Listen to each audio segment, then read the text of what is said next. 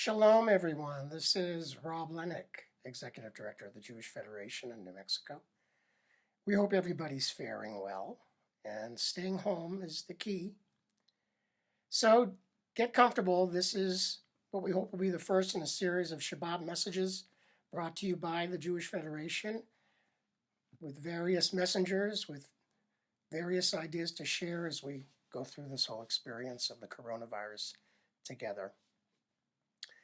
So this week's Torah portion is in Leviticus. That is the third book of the Torah, in Hebrew Vayikra, and it is Parshat Tzav. And we read this week about a week-long ritual that took place in ancient times for the inauguration of the ancient Kohanim, the ancient priests, into their very special role among the Israelites.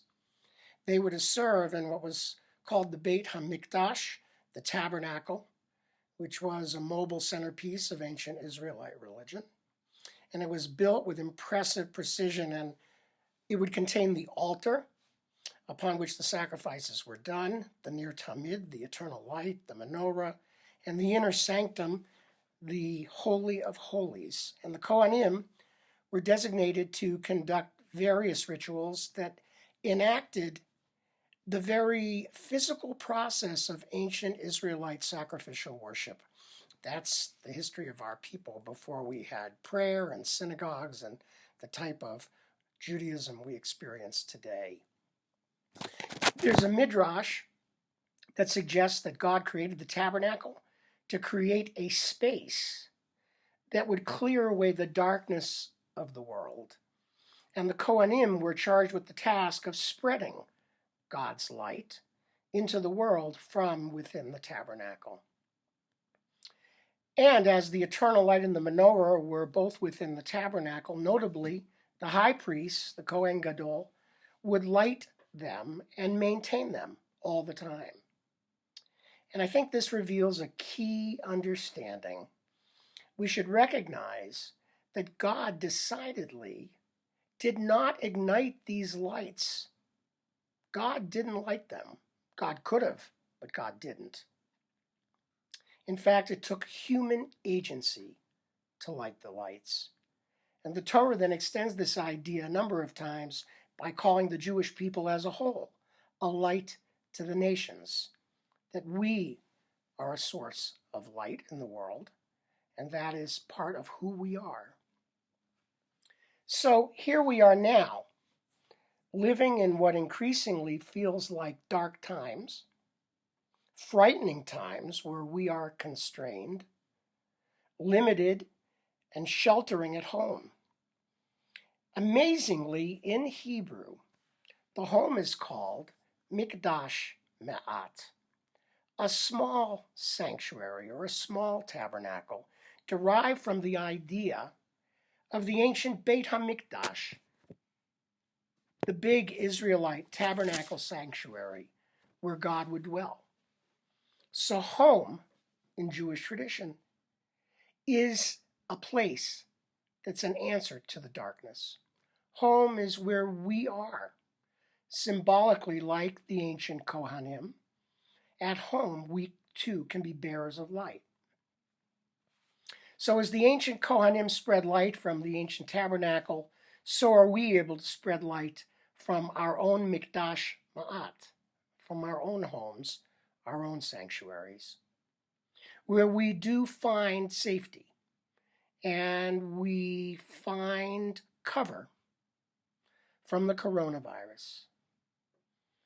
And like the ancient priests, we also have the ability to spread light outward into the world, even from our own safe, sacred Mikdashe Ma'at, our own sacred sanctuaries at home.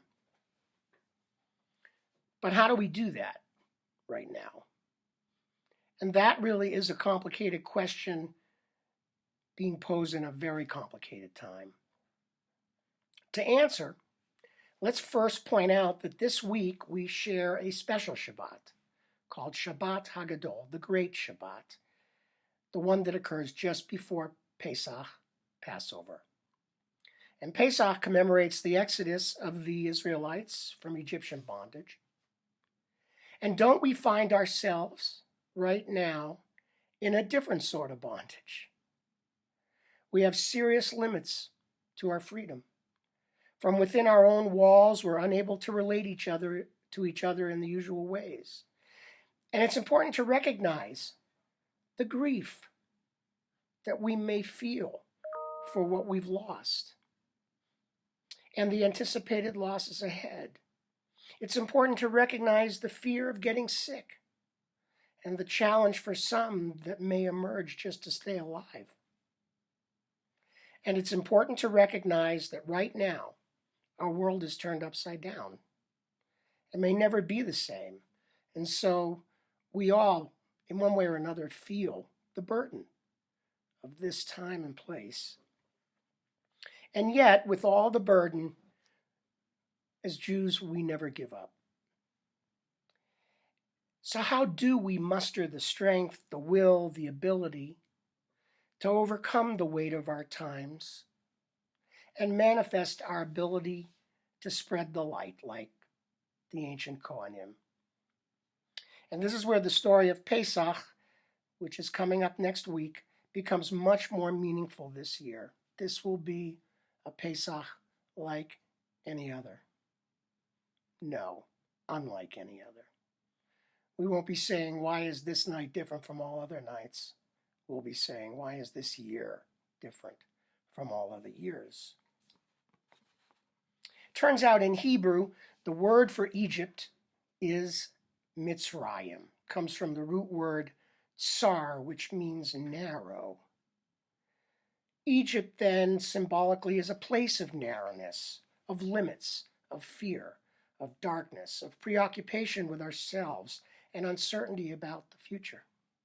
So right now we are symbolically and literally in a new kind of Egypt, where we are enslaved, so to speak, to coronavirus.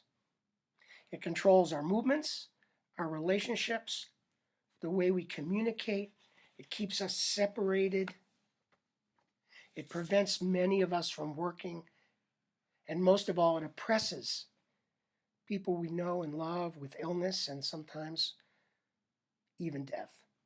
So this is our new Mitzrayim, our new Egypt in 2020. And it's not symbolic. Our ancestors made an exodus from the Egypt of their time, and we can make the same exodus from the Egypt of our time. Like them, we will survive to continue to be bearers of light. But how did their survival actually come about? And what can we learn from them that will help us with ours? So the Midrash tells a story of the moment when the Israelites stood at the Red Sea with the Egyptian guard in close pursuit. It is the moment that in many ways determined our ancestors' survival. It was a moment of truth. Moses stood up on the rock and lifted his staff, intending to initiate the miracle of the parting of the waters, but nothing happened, according to the Midrash. The people increasingly panicked. So Moses again invoked God's help as the Egyptians came closer, again with no response. And then we learn about none other than Nachshon ben Aminadav, an old gentleman. And all it took was one step. And we hear that Nachshon just simply began to walk forward into the water, step by step, with the water soon up to his neck. And the people watched Nachshon entranced. And then we are reminded, and God was watching as well. More than the greatness of Moses, more than the cries of the people, it was the courageous faith of Nachshon, pressing forward, literally voting with his feet, that made the difference. Because it was then and only then, when the water was up to his neck, did the sea finally part. And just like it required the Kohen Gadol to light the lights in the ancient Mishkan, it took the courageous human action of Nachshon to initiate God's redemptive power in parting the sea. In both cases, it required human courage and faith. It required one person to make all the difference for everyone else. There's deep, important symbolism in all of this, and it tells us that all miracles, all acts of outrageous goodness commence with the first courageous human step. So here we are, stuck at home, bored perhaps, getting tired of Zoom, feeling grief for what we can't do and loss for all kinds of personal reasons, stuck in the narrows, the Egypt of a very constrained life. And this is a pivotal time. But if we discern the wisdom of our tradition, it is telling us that now is our time, our opportunity to take the courageous steps to share the light of love, the light of hope, the light of care, the light of strength. And we do this by being honest, and most of all, being real with each other. So here are some courageous steps we can all take that will help dispel the darkness. One, we should all acknowledge just how hard this is and realize it's perfectly normal to feel sad and scared.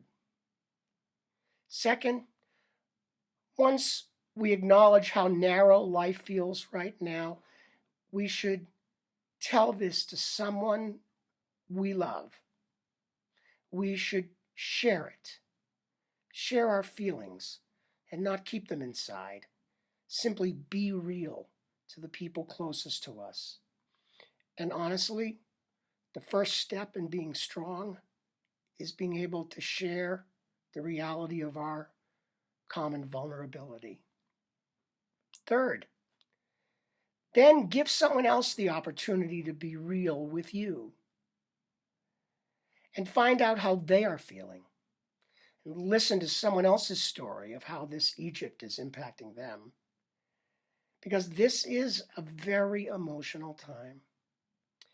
And that means it's a time to share our emotions. Fourth, take an inventory and make a list of all the people you love in your life. Connect with them and tell them you love them and listen to their stories. Tell them why they matter to you. Fifth, take an inventory of the people with whom you are at odds. People you care about, but for all kinds of reasons, now there is a distance. Check in on them as well. Sixth, take an inventory of what you miss. We're all missing something, who knows, an experience, a food, the freedom to go where we want to go. We're missing all kinds of different things. People we can't be with who are far away. People who we know are living alone and isolated, and we only wish we could do more to help them. And so think about what we miss and then share that with others and find out what they are missing. And don't focus on simply the loss of those things. Share reminiscences about them and find a smile in those moments of reminiscing. Seventh, and this is really important, if you're working at home, don't overdo it, because it's beginning to be described that a lot of people working at home are working in some ways much harder than they were working before, because this kind of work through the internet takes a different kind of focus and effort and can become exhausting. So working at home, don't overdo it. Take breaks, get some fresh air while maintaining strict social distancing. The pace of everything is different. So find your comfortable pace and find your zone and compliment yourself for working really hard under really difficult circumstances. 8, and Loretta and I have been doing this a lot.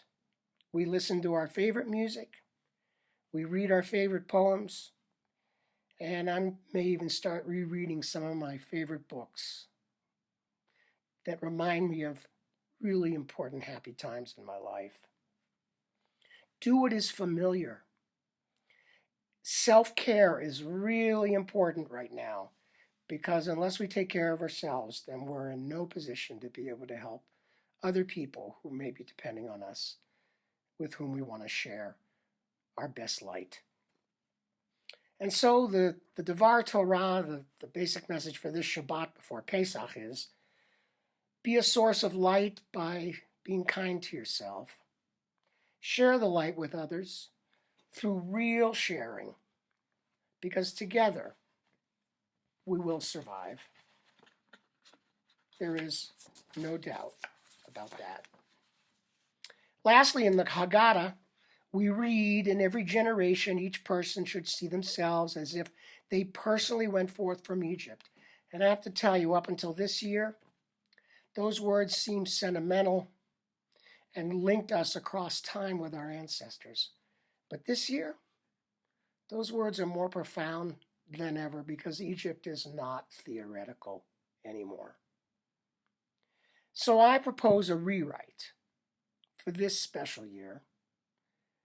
May we all envision ourselves literally going forth from this coronavirus, Egypt, from this real Mitzrayim where we find ourselves in our time, in the immediate days ahead. May it come soon, and may we come forth from this Mitzrayim with good health, having learned all we can about the best parts of our humanity, becoming brighter lights as a result. And so we carry on together as bearers of light. Shabbat Shalom, everybody. A happy Pesach, a Zisen Pesach to everybody, a healthy time ahead. And this is being sent with the warmest affection and best wishes from your Jewish Federation of New Mexico family. Lastly, I want to remind you, join our virtual Jewish community on Facebook at facebook.com/JFNM virtual community. Get your most current information from the New Mexico Department of Health at nmhealth.org. We want to invite you to join us as we bring our light together for a live community candle lighting on the first night of Pesach. On Wednesday, April 8th at 5:30 Mountain Daylight Time, we'll have a Zoom connection from all over the community. We'll light candles just as Pesach begins. And attached with this message are all these links so you can be connected and we can move forward as one community. Take care, everyone. Shabbat Shalom.